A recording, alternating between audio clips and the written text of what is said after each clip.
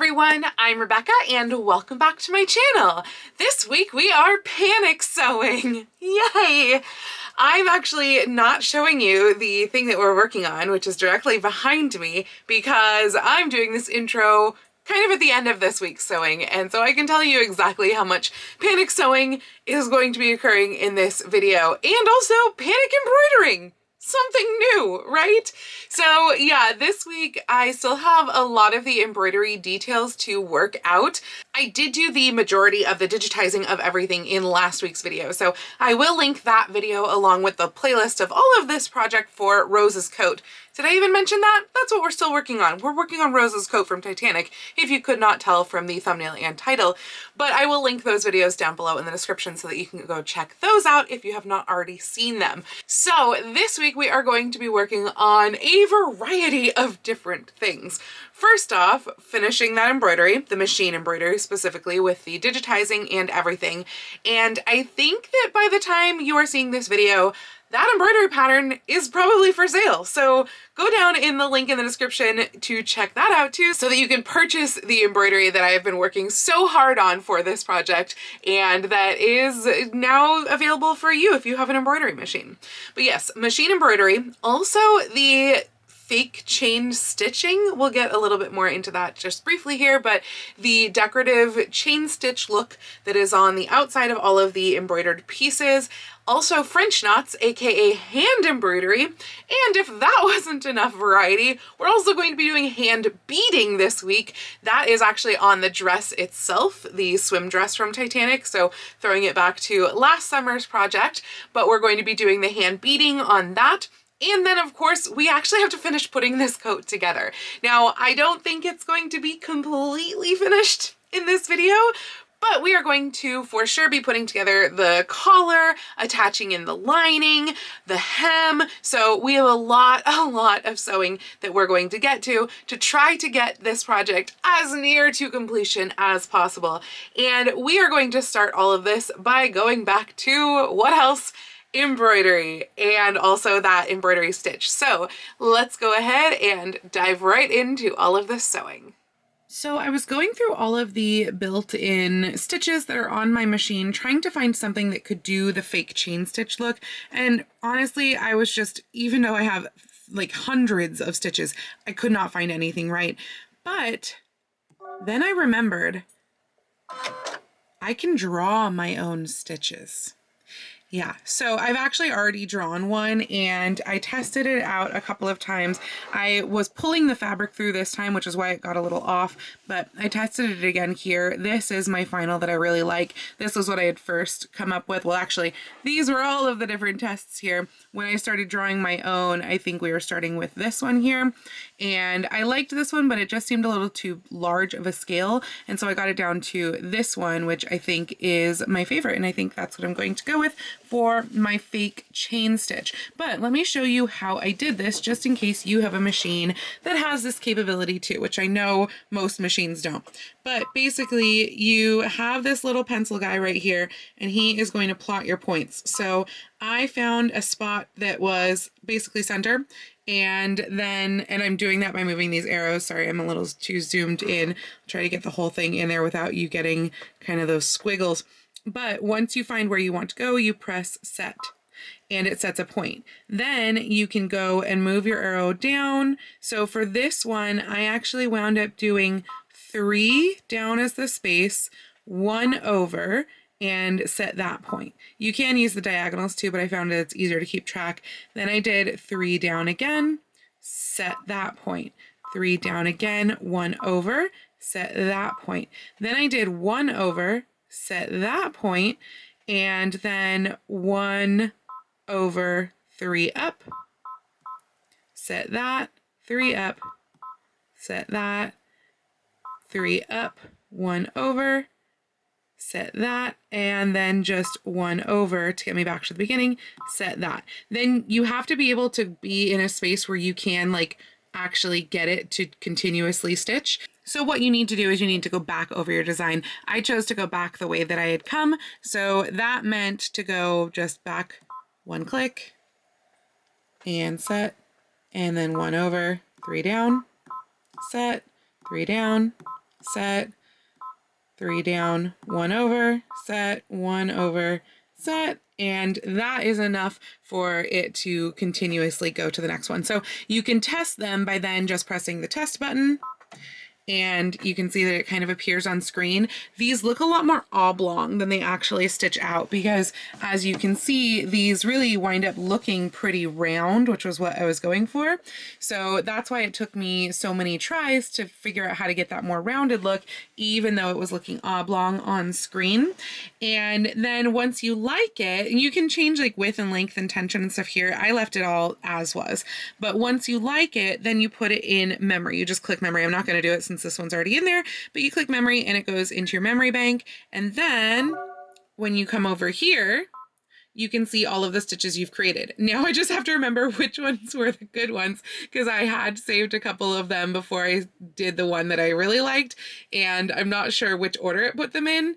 I think that is the good one because it looks a little more oblong, whereas, yeah, that one is a little bigger. So that must have been the first one that I did, and then that one was even larger. I think this is the correct one, but obviously I'm going to do another test out, and I'll probably delete the ones that I don't like.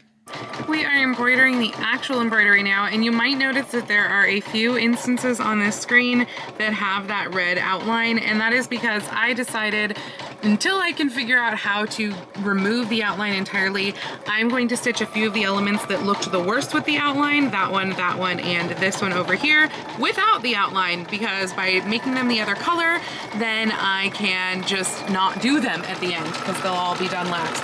So like, it's doing this piece right here, and it's not going to outline that piece because that was the worst offender. But the piece next to it is going to get its outline because the outline is what delineates the two pieces that are side by side as well. So yeah, that is gonna happen. So anyway, here we are, 43 minutes of stitching out. I will check back in with you when that finishes. Hopefully it all goes well. Of course, the dilemma right now is that I have to leave in 10 minutes to go pick Dora up from the vet. If you missed the bit that I talked about this in the last video, she actually got attacked by another cat and bitten and has an abscess. So she's been at the vet all day. I have to go pick her up. But I have to leave in 10 minutes to go pick her up, and there's like 41 minutes left of this stitch out. And it's all one color, so like it could stitch it all out. However, do I trust the machine on the actual collar now, not the test collar? Do I trust it to let it go and stitch everything out while I'm not home and not able to listen to it? I personally prefer to be in the same room as my embroidery, like working on my computer or working on other sewing while the embroidery is going, because you just never know, like if a jump stitch isn't going to get trimmed correctly and you need to like quick turn it off, or if your thread breaks. Generally speaking, the machine will catch if the thread breaks, it'll catch if the bobbin runs out.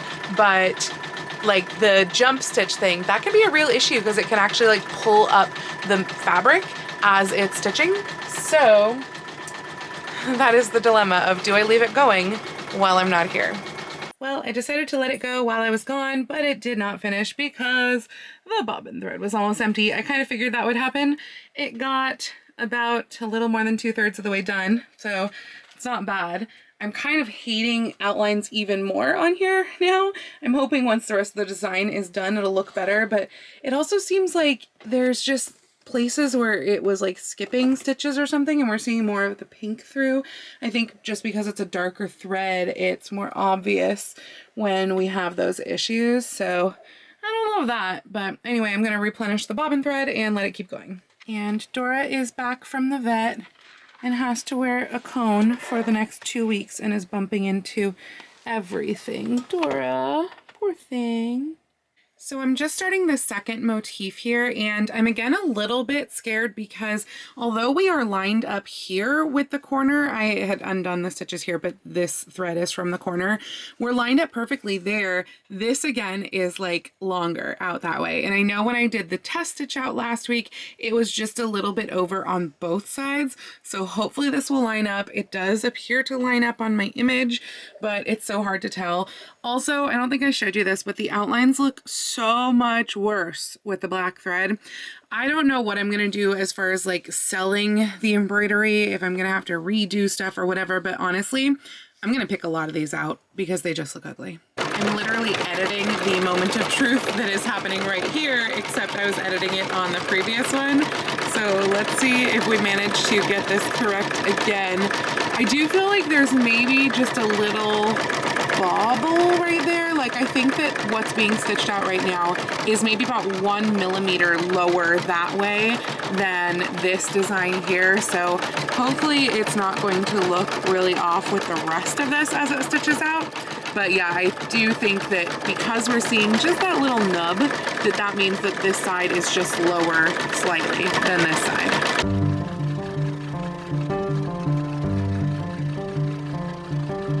Okay, that one seems to look pretty okay coming together.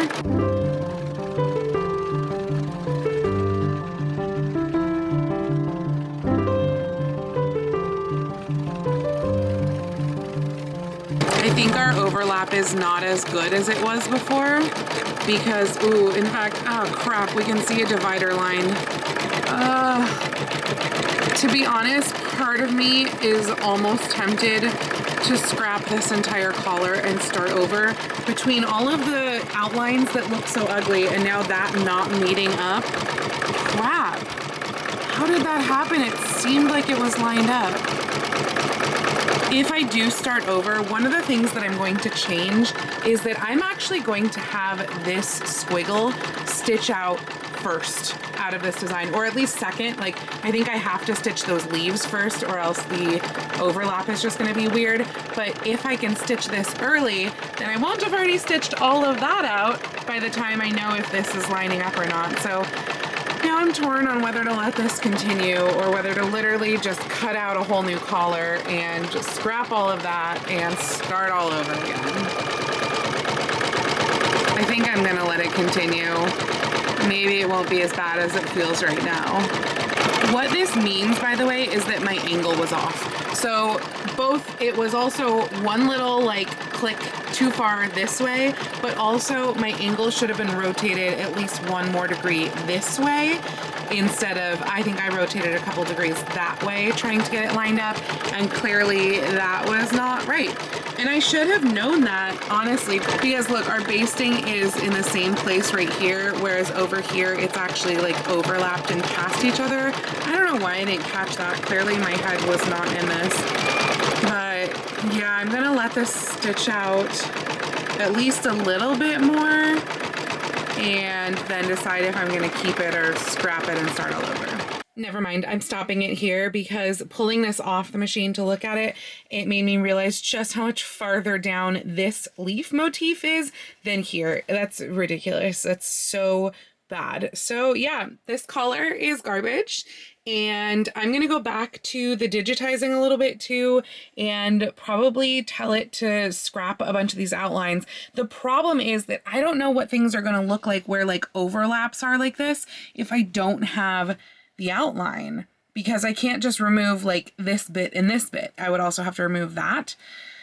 But like, it just looks so bad, and I would love to be able to delete those parts entirely, but for now I can at least put them as a different color and not have them stitch out. So I think that's what I'm gonna do. Just diving back in here because I think I'm missing a clip that I thought that I recorded and now can't find. So anyway, what I just did differently with my digitizing was I added in 2 little hash marks to make lining up the center back pieces hopefully a little bit easier. And I've also gone and taken all of my outlines of this piece and made them all a different color so that they will all stitch out last so that I can just not stitch them out. So now then, back to embroidery. So you can see here that 1 minute stitch out are just these 2 little lines that are up there. Those are the hash mark lines, and I'm hoping they should line up pretty closely with where my drawn on lines are, which is basically the start and end of that center motif. So yeah, it's just a few stitches across. We'll see if this even works or not. And then we'll go to the other one. I mean, we won't really know if it works until I go to do the other side, but I'm hoping that between the hash marks and the basting that we'll get a good idea of lining this up. So the other thing that is happening with this stitch out is that I have removed all of the outlines. I've turned them all white and made them stitch out last. You can see that that saves us 5 minutes, but we're going to see what this actually looks like without any of our outlines. So I will check back in with you once that is complete.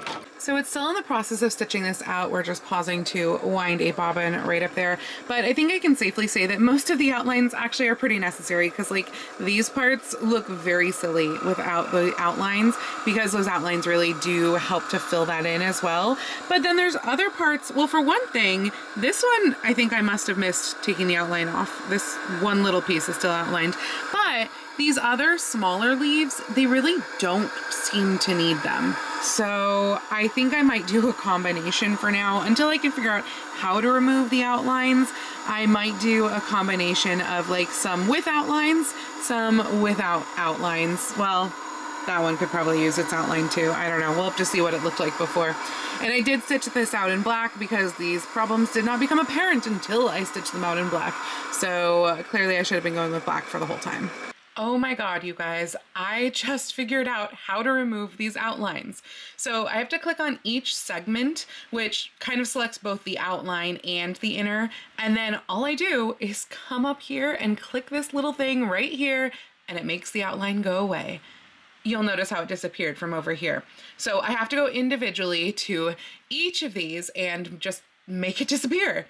Now the question though is this going to mean that I'm going to get those little gaps like when I just didn't stitch the outlines, or are these actually making these slightly larger and they're going to come together without the gaps? Honestly, I think it's the former. I think that there's going to be gaps. So I think what that means is that all of these would just need to be tweaked just slightly to become slightly larger. So there's a tiny bit of overlap in between each of these. So in other words, it means a lot more work, but at least I figured out how to finally remove those pesky outlines. So this is going to be the final trial with those lines now actually removed, but I'm having an issue with my little marks. And I think it's kind of a similar issue to what I've been doing before, but I think you can see the little like pink marks. That's the part that's in the new pattern, but then you can also see the black marks, which is the part that's in the existing pattern.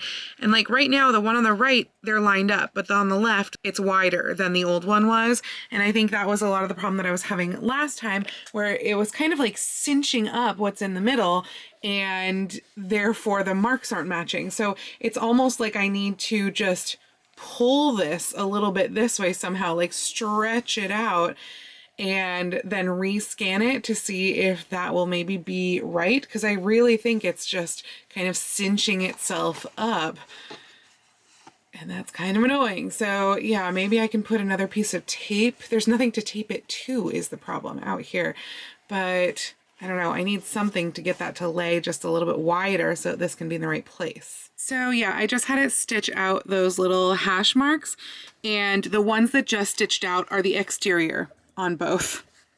So that's not really helpful. I mean, they're very close, but they are the exterior.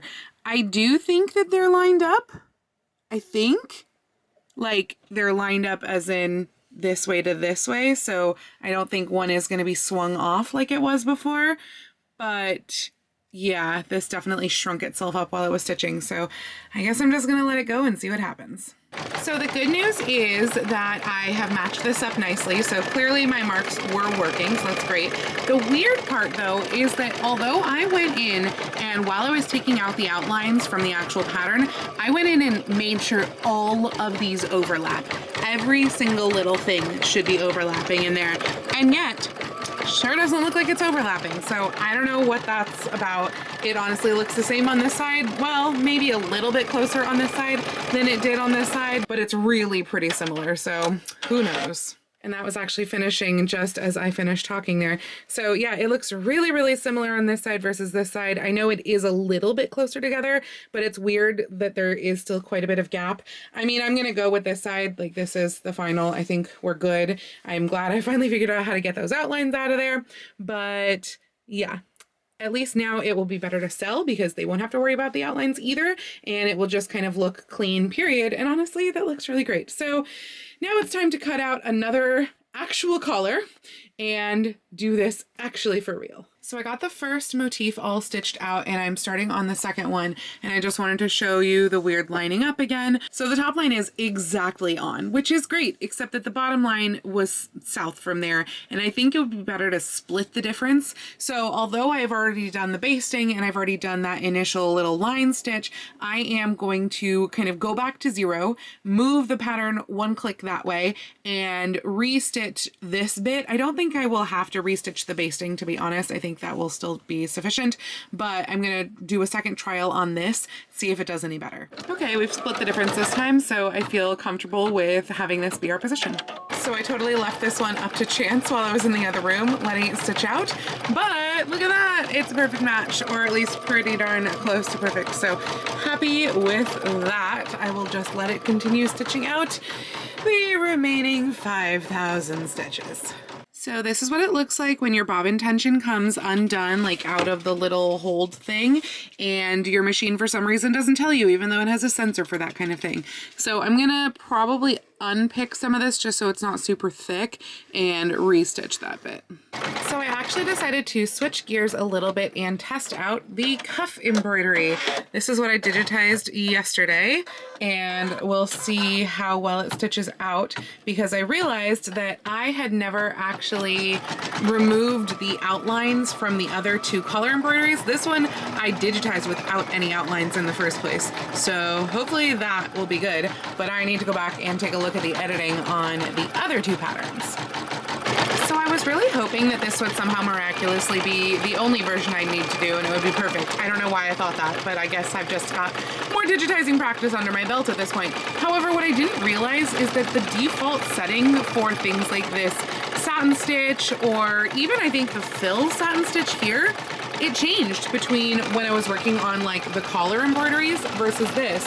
I actually did make this a lot wider than what the default was, but clearly it's nowhere near as wide as the collar ones, and I want it to be the same.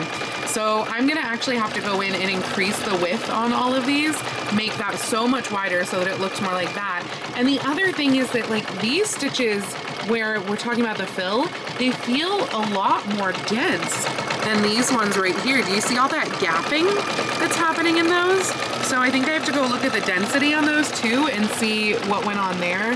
I'm probably going to let this finish stitching out because honestly we're getting fairly close to being done already, but I think it's going to need quite a bit of tweaking before we try take 2. So yeah, this is what we wound up with for the cuff, which like if you look at it far away, not bad, but if you look at it either close up, look at how like not dense all of that is. It just looks really awful. And then also compared to the collar, it's like it's baby or something. Like it just looks so weak. And so yeah, I need this density, this size, this width, etc. So we are going to do a lot of tweaks to this and do the other half of this cuff, test that out with these sort of parameters. Take 2 looks so much better. Just for comparison, there was the first side. You can see just how sparse that was. The density difference was crazy. I feel like this isn't super visibly different, but it is like 4 millimeters wider, I think, than these ones. And it does definitely look a lot more dense. I think that looks really nice. Honestly, I'm happy with that. Cuff is done. Yay for not having to do too many embroideries. Now, as far as the collar goes, I was going around and I was fixing the other 2 pieces, taking out the outlines, etc., and realized, oh yeah, I haven't tested them. So we're going to put the actual collar aside for a bit, and I'm literally just going to run those 2 embroideries and test them out in, you know, random, I'll put them on the wool fabric, but random scraps of the wool fabric, and see how that goes. I stitched both the front piece and the shoulder piece out without any outlines. I think they're looking really very good. I mean, you can see some of those gaps in there like you do with like the back motifs, but honestly, I would rather everything be consistent. The one other thing that I have been noticing with some of these is that it will have stitched half of this, then gone to the other half and stitch it back the other way. And for some reason, they're not quite meeting in the middle. And I don't know why that's happening. It doesn't happen a lot. You can see it there. You can see it there. That one's a bigger, more obvious one. But Yeah, you can't see it very many places, so I don't know why that's happening.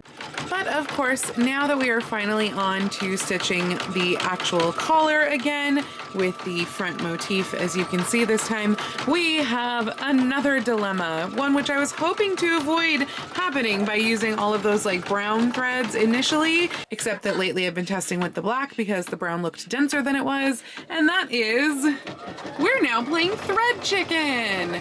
Yeah, I'm concerned that this amount of thread is not even going to last for this 18-minute stitch out, let alone the fact that there are 3 other stitch outs on the collar and 4 stitch outs on the cuffs. So I just have to hope that tomorrow I can go out and buy a new spool of thread. Well, crap. We lost thread chicken. And we're only halfway through this design. That's disappointing. It always makes me paranoid to leave an embroidery like part way for a really long time.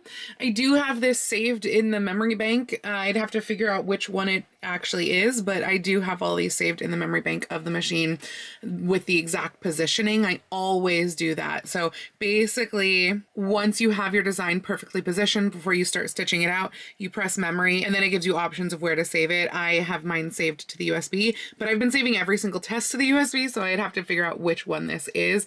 Actually, what I'm gonna do is I'm gonna look at this right here too and see that I'm at stitch 3842, except really I'm a little bit before then because this stitched for a bit before figuring out that it had no thread because I was in the other room. Well, I guess I will hopefully get more thread tomorrow and continue this design then. Good night. We're currently on the final stitch out of the collar. Naturally, my machine is acting up every which way to try to get this out. It literally just stitched 2,000 stitches without me realizing, because I wasn't watching it, with nothing actually stitched. So that's fun. Anyway, while that is happening, when I went to pick up thread today, I also picked up beads for the dress. I got 2 different types of beads. I got these, which are a little bit more white, but they're the right shape. And then I also got the kind of standard pearl shaped beads. These are 4mm. They're just too big. So I'm going to return all of these, even though these are a better color, they're more ivory, but these are the right shape. So now I'm going to bead as much of the gown as I can while things are embroidering. I have also finished cutting out all of my cuff pieces, and all my cuff pieces are marked ready for embroidery. Well, 2 of them, because 2 of them, you know, are the inside of the cuffs. So yeah, those are ready to be embroidered. This will get 2 motifs each, and then the embroidery will finally be done once that happens. I'll still do the decorative stitching, but the embroidery will be done. The final motif is done, so that means all of the collar embroidery is done, or at least the machine embroidery part. Next comes the embroidery stitches, and then finally the French knots once everything is kind of together. I have also been working on the neckline beading, so I haven't done very much so far, just to there, but we got that done while that last motif was going on. I wish the beads were like just a little bit smaller and maybe like slightly more irregular actually, so they look more realistic. They're just plastic, but you know, it was a good one from Joann's, and I think it was the best and closest to what was actually on there. As far as spacing goes, it's almost kind of like in every other. I can pop up a little picture zoomed up here so you can see what that looks like. But yeah, so that will go around the whole neckline, and then some of them will individually be put on various parts of like the lace up front. And then also, assuming that I have time for this, they will also be going on at least one, if not multiple edges of the sash part that hangs down. Part of me doesn't really want to do that because I still don't love this sash. I haven't had time to redo it, and I'm not going to have time to redo it. But yeah, it would be nice to have the beading on it just because that's a nice little detail if there's time. And now that all of the embroidery is done, we begin the long process of doing all of the embroidery stitch outlines. So I have to do this pink line, and then I have to do over 1/2 inch from there on both cuffs and on the collar. This is going to take a while. The second line of decorative stitching is now done, so now it is time to sandwich the other piece on top, and we're going to stitch around the outside. I'm going to do it with this side facing up so that I can make sure that I'm equal distance the whole time from this line of stitching. So I should be probably about a 1/4 inch or so, I think, away from there, and then I'm going to cut the excess off so that there's a nice small seam allowance, like about a 1/4 inch or so, and I can turn that right sides out and press it. So here we are right sides out and pressed. I did decide to not put interfacing in here for 2 reasons. One, I was debating about it earlier and kind of thinking it might be too heavy. And then 2, when I went to actually go put it together, I just completely forgot about it. But I really think that it kind of holds its shape all on its own regardless. And this is without even me stitching that in or like attaching it to the neckline. So I think we're going to be fine there. But as you can see here, I've marked out all of my dots for my French knots. There's so many of them. They are 5/8 inches apart. I was going to do 1/2 inch. They just look too close. So yeah, 5/8 inches apart. And that will begin tomorrow while I'm at rehearsal. I'm going to start hand sewing all of those French knots on. All my French knots are done. Look at that. You can see them there. They're a little irregular, but then again, so were the ones on the actual coat. Definitely the ones that I first did are like a little bit smaller, and then there's some that wound up somehow being a little bit larger, but overall it wasn't too bad. I will show you how to do a French knot when it comes time to do them on the cuffs. Obviously haven't done those yet, so I'll have to mark those out, but this is ready to get basted around the neckline and then attached to the coat with the lining on the inside so we can actually put everything together. The facing lining situation is now attached to the outer. I am definitely concerned about putting those strips on here though, because this is so thick. Like, so thick. This wool is so heavy. This coat is so heavy. I don't know. I'm gonna wear this. I mean, I'm probably not going to wear it for long. I'm probably gonna mostly wear it for the competition and not like the con itself, though it is supposed to be snowing apparently that day.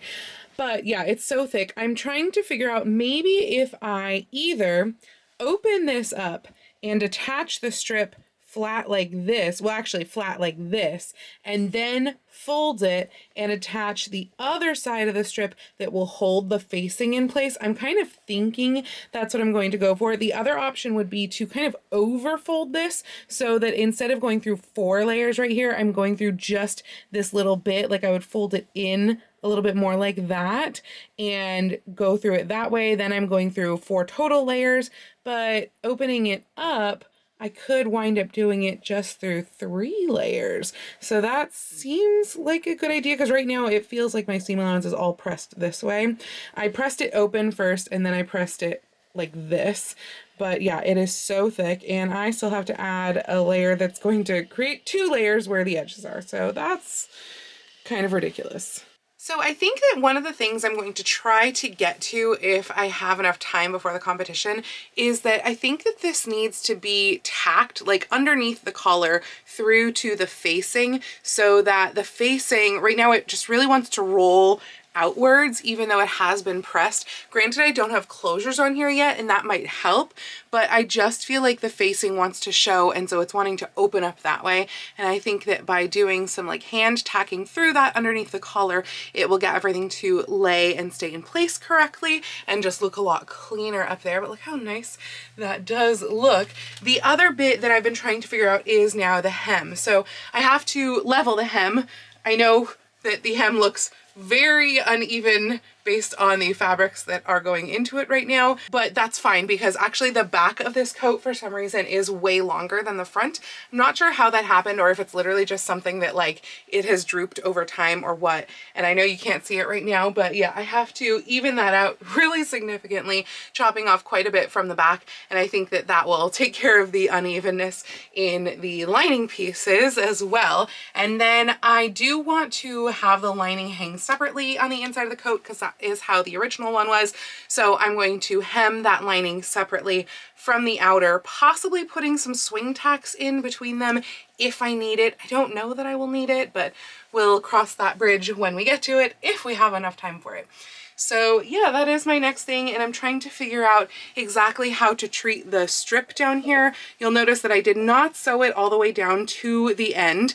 It's pinned right now, but that is because I'm fairly certain that to do this hem at all, we do want to kind of open this up and look at it separately, turn both of them in separately, and then kind of fold it back in place. I have a vintage 60s coat where the lining hangs separately like that, and that's how that works on that one. So I'm hoping that I left enough of that to figure out how to do it, but I'm not sure how to apply the strip down at the bottom yet. So I'm gonna do some experimenting and figure out how that all works. So I realized that I was having a hard time getting it to kind of lay nicely on the form so that I can mark and do the whole hem without having the actual closures on here. So that's what I've started doing here. I am using enormous hooks and eyes. So they're like this big. The two versions of this coat use different hooks and eyes. One of them just has little silver ones or smaller silver ones, and then the other one looks like it uses something like this, but it actually looks like it is somehow like external. So if we look at this picture right here, you can see the little bit of hook that is going around like underneath the button. I didn't want it to show. I thought that was kind of weird. So I'm not doing that. I am putting them on like normal hooks and eyes, but they are this bigger kind like in that picture. And then over the top of those, we get the decorative fake buttons. I showed you these ones like a week or so ago. I got those at Joann's, and those are just going to get sewn down every 2 3/4 inches on the front here. So that there are 3 sets of like 2 pairs. So yeah, that is what's going on here. And unfortunately, that is where we're going to wind up ending this week, is by sewing all of these on. I'm going to do those tonight, and then that will be it because it's Sunday again. So that means in crunch mode for finishing this, we have we have doing the French knots on the cuffs, then assembling the cuffs, and also doing the hem.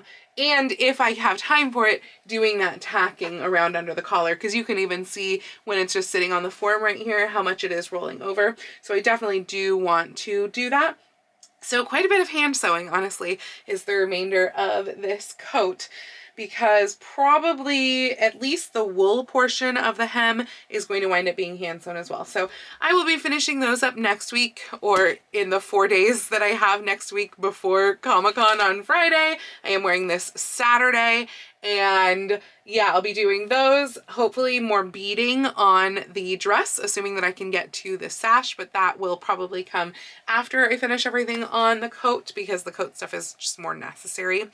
And also, if I have time, I'm going to add, hi Dora, I'm going to add the organza ruffles on Katrina, since I'm wearing that on Sunday. So a mix of things over the next 4 days, when I am also working and having rehearsal every day. Ha! Wish me luck. Anyway, that's going to be it for today. Hopefully you have enjoyed this video. If you liked this video, please go ahead and click the thumbs up icon. And if you'd like to see more videos like this from me, please go ahead and click subscribe and the little bell icon to be notified every time I post a new video.